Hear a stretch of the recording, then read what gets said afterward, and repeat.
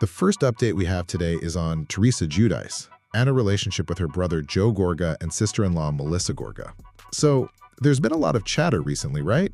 About how Teresa might only be willing to patch things up with Joe and Melissa because, well, maybe she's desperate to keep her spot on The Real Housewives of New Jersey for season 15. But word is that's really not the case at all. It seems her desire to make amends is actually genuine. Yeah, I know, maybe it comes off like she's desperate, but sources close to the situation are saying that's truly not it. Teresa herself kind of denied being desperate, saying she's extending an olive branch and that her door is cracked open. So, what really sparked this change of heart? Well, it looks like it was inspired by a couple of things. Her experience on Special Forces seems to have had an impact. And maybe even more significantly, a really important conversation with her oldest daughter, Gia. Apparently, Gia kind of made her agree that, look, stopping all the fighting would just be better for everyone. And that conversation is supposedly what led to Teresa recently saying publicly she'd never say never about a reconciliation. Maybe she just didn't, articulate it super clearly at the time. As for her future on the show, sounds like she's feeling strong. Hasn't heard anything about being asked back yet, but honestly, she'll be fine whichever way it goes. She even said, basically, if Bravo doesn't want her back, then God's rejection is God's protection. So, seems she's okay with or without the show. Before we get into the next update, I need to check in with you all. If you're enjoying our little tea session, take a millisecond to hit the like button and subscribe to join the best reality TV community on YouTube. Done? Let's move on to next update now. Okay, next, we're going to talk about the wedding of Alexis Bellino and her fiancé, Janssen. So yeah, they officially tied the knot. It's been something folks have kind of kept an eye on since they went public, right? And this wedding, it really formalizes things pretty quickly after their engagement news. I mean, remember, they just announced they were engaged back in December 2023? Well, now they're husband and wife. So definitely didn't waste much time turning that courtship into a marriage. And the wedding itself sounds like it was lovely. They went for this charming, kind of rustic theme, which really illuminates the sort of relaxed and personal celebration they wanted. Plus, the location, wow. They picked Laguna Beach, California, which, as you probably know, is just a stunning coastal setting for a ceremony. Absolutely beautiful choice. So this was today's update about Alexis Bellino and Janssen's wedding. Let's now move on to next update. Next, we are going to talk about the escalating feud between Lala Kent and Shay following some pretty intense new claims made on Scheana's podcast. Okay, so this whole drama kind of kicked off because Scheana was mad Lala didn't publicly back her new book, My Good Side. But things really blew up recently over this alleged fight involving their kids. So on her Shenanigans podcast, Scheana said Lala called her up just screaming, yelling, and cussing about a playdate. And, the really explosive part, Scheana claimed her own child and Lala's 4-year-old daughter, Ocean, were right there in the car hearing all this. She even said it showed Lala had no grace. Well, Lala didn't waste any time hitting back. She jumped on her Instagram story, called the podcast fucking Insufferable, and straight up accused Scheana of lying about that key part. Lala's main point was about Scheana saying she cussed her out in front of Ocean. Lala admits, yeah, the argument happened, but she insists Ocean was not in her car when the actual cussing went down. Her version is that she called Scheana after she parked her car and before she got Ocean out. She says she called to confront Scheana about her lack of self-awareness when it came to her kids' world. And Lala did confirm she told Scheana, "You pull that shit again, I'll fuck your whole world up." But she also pointed out that Scheana shot back with "fuck you, bitch," before they hung up. Lala kind of flipped it around at the end, saying, well, it sounds like Scheana might have cussed her out in front of her kid, though. So this was today's update about the ongoing drama between Lala Kent and Shay. Let's now move on to the next update. Okay, so next up, we're going to talk about Lauren Manzo, from Real Housewives of New Jersey, and the really intense fan reaction going on about her transformation, with her continued weight loss journey. So Lauren, she's 37 now. Of course, daughter of Caroline Manzo, who was such a big deal in the early RHONJ seasons. Lauren and her brothers, Albie and Chris, they were definitely front and center in their mom's storylines back then. But here's what's happening. A fan recently did a rewatch, saw some current photos of Lauren, and was just like, unrecognizable. And wow, going back, especially to season 4, it really illuminates the whole sensitive background of what Lauren went through. Fans were remembering this kind of painful environment where Caroline was shown helping Lauren with her weight issues. Caroline mentioning she was only 94 pounds when she got married and kind of blaming Lauren being bigger on the Manzo genes. I mean, that sets the scene for a lot of pressure, right? Lauren herself even said the diet back then was basically one step above being anorexic. Just wow. So you fast forward to today. Life looks pretty different for her. She announced her divorce from Vito Scalia in 2023, and she's been super open about her journey, sharing she lost 30 pounds that year. It's this huge transformation, though, that's really fueling this fan reaction.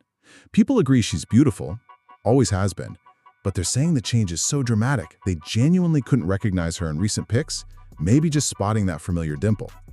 So this was today's update about the fan reaction to Lauren Manzo's transformation. Let's now move on to the next update. Okay, next we are going to talk about the latest updates from Shay about where things stand with her, the Valley, and the Real Housewives of Orange County. So Scheana recently had the longtime Bravo producer Alex Baskin on her podcast, Shenanigans. And, she basically used it as a chance to directly tackle some major rumors swirling around about her future on Bravo, clarifying why she actually turned down a role and shutting down some big casting speculation. First off, the Valley. Scheana confirmed straight up she has not signed on for season 3. Alex Baskin backed this up, saying they had serious conversations and made her what she agreed was a great offer, a really compelling offer. But, well, she ultimately decided against it. Baskin also made it clear reports about Lala Kent replacing her, not true. And the idea that Bravo put Scheana on pause because they were mad about her book, also not true. Then, she addressed that whole buzz about her trying to get onto RHOC, something Tamra Judge brought up. Scheana was pretty blunt, saying joining RHOC is not her dream, and honestly, the women kind of scare her, though she didn't completely rule it out, saying she wouldn't never say I would never do that. She clarified how that rumor even started. Apparently, she told Tamra she was thinking about moving to Orange County for the schools, even though works in LA. And Tamra just casually said, well, you should just be on our show. So yeah, Tamra suggested it, not Scheana pushing for it. Scheana did admit she's got some serious FOMO watching the Valley film season 3, especially seeing them in San Diego. That kind of stung because she felt like she got demoted back in Vanderpump Rules season 10 for saying she lived there, and now they're filming right near where she used to live. Oh, and when asked about making peace, she said she'd rather have squashed the beef with Katie Maloney, even with Katie's recent choice words, than with Tamra Judge. She's fine keeping scary Tamra at a distance. So this was today's update about Shay's status on Bravo. Let's now move on to next update. Next, we are going to talk about the ongoing conflict surrounding Tamra Judge and her multiple declared exits from the Real Housewives of Orange County.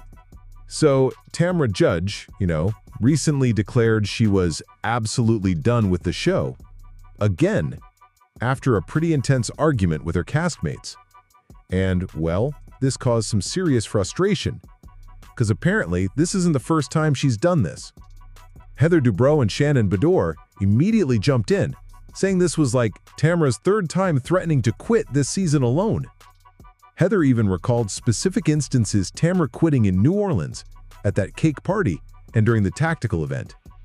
Heather kind of summed it up saying Tamra was just off this season. And Gina Kirchenheider totally agreed with that, chiming in that Tamra's behavior felt really abnormal this year, like something is wrong with her. Jennifer Pedranti, or Jen, kind of got to the heart of it, explaining that the group basically feels they just don't trust Tamra. Jen argued that instead of maybe thinking, hey, maybe I'm the common denominator here, when everyone confronts her, Tamra just storms out. Jen even questioned why Tamra always seems to get this sort of allowance for how she acts. Gretchen Rossi echoed that, claiming the second Tamra gets called out, she runs. Gretchen described her as constantly deflecting and trying to play the victim to dodge any accountability. Now, Tamra did defend herself later on the after show. She complained she was getting attacked left and right, even when she was hosting people at her own house.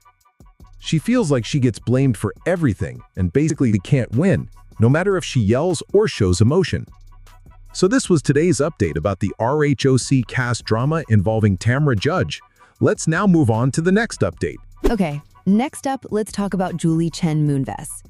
She's been sharing her thoughts on the talk getting canceled and also why Big Brother Season 27 did so incredibly well. So Julie was obviously sad about the talk ending, which is happening in December 2024, but she kind of understood why. She felt it just wasn't the same show anymore, Apparently, putting men on the panel really changed the dynamic from the original all-women setup that they started with. Plus, she agreed with Andy Cohen that the show deciding to move away from talking about topical issues, well, that was pretty tone-deaf. She felt shows really need to listen and adapt. Otherwise, well, you see. Then, flipping over to Big Brother 27, wow, what a huge rating success. A lot of that seems tied to the drama between Morgan Pope and Vince Pinaro. Remember Vince? Had that long-distance girlfriend for like 7 years? Well, he only got a message from his parents on the show, not from her. Ouch. Julie said he was devastated, but she also kind of felt it showed the relationship was on its last legs anyway, especially since there was already talk they might break up before he even went into the house. And those ratings? They jumped up by 30%. That's significant. Julie reckons it's directly because Love Island just finished. Her own teenage son saw his friends jump right over to Big Brother, saying it was basically the next closest thing. Pretty interesting how that worked out, grabbing a whole new audience.